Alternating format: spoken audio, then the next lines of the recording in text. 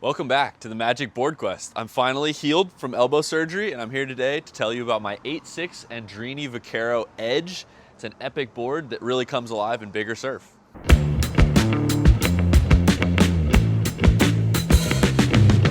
Hi, I'm Miles, and I really like surfboards. Welcome to the Magic Board Quest.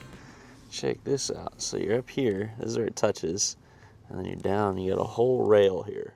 The Vaquero is an iconic board from legendary shaper Marc Andreini, and this one has the edge bottom treatment, which we'll get into shortly.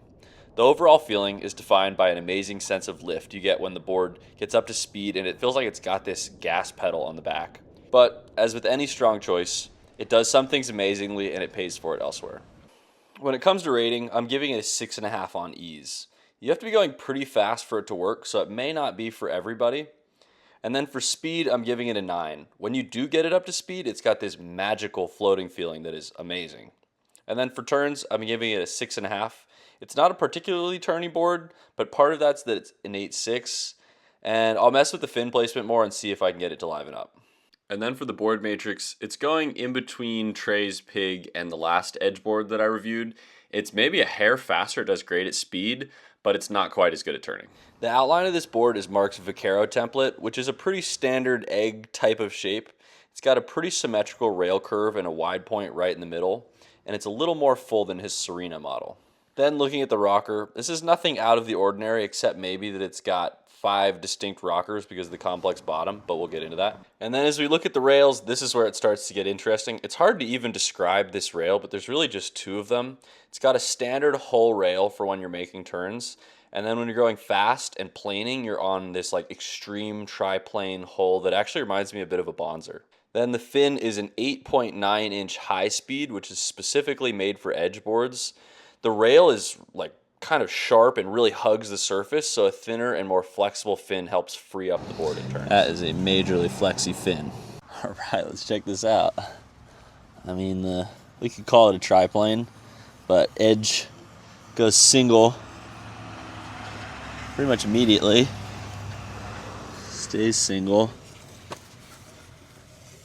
Ooh, it starts going double there, which is, I don't know, 4 feet right in the middle. And then it starts to go a little V. Oh, yeah, just a little. Interesting. And then a little more right in front of the fins. And then V in the tail. This board was a blast to ride and figure out. It was surprisingly different from the other edge board I reviewed, and it had me doing new things on the wave I wasn't expecting, which was super cool. The overall feeling is this sense of floating as you rip down the line, and you feel a little extra far out of the water with that edge bottom, and it's kind of a thick board. But it makes it feel really fast and agile and lively. When it comes to turning, this board makes bigger, drawn-out turns, but to be fair, the swell that I tested on was a pretty fast, like racy south.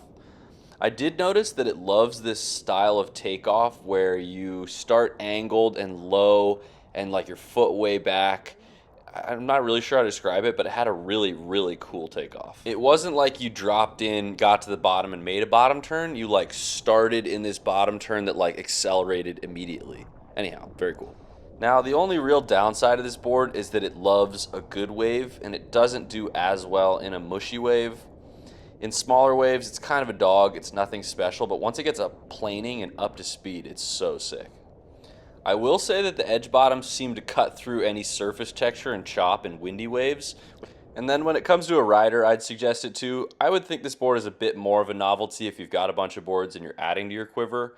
I'm not sure I'd recommend it to everyone, but those of us that love it, it has an absolute cult following. I've drank the Kool-Aid. I love it. So depends on if you like weird boards. So that's the Andreini Vaquero Edge. It's got a lot going on, but ultimately it's a super fun board. Back, baby. All right, thanks for joining me on the quest for the magic board. We'll see you next time.